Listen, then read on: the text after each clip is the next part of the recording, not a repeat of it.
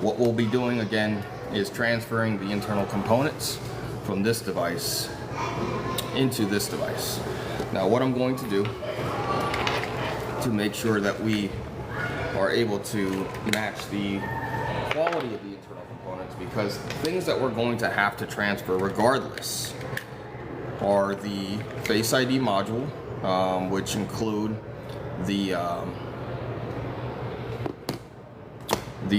dot matrix assembly, which is a part of the front screen, the front camera, the motherboard, obviously, and the back camera and the battery.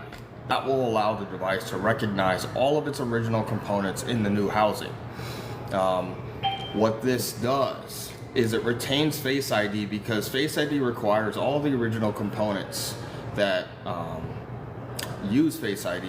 So really it's mainly the front camera that needs to be transferred over with the motherboard in order to retain that Face ID functionality. So we will be transferring over those components that are required to maintain Face ID. Everything else is a pretty good swap for swap, meaning that it is just as functional on one device as it is on the other.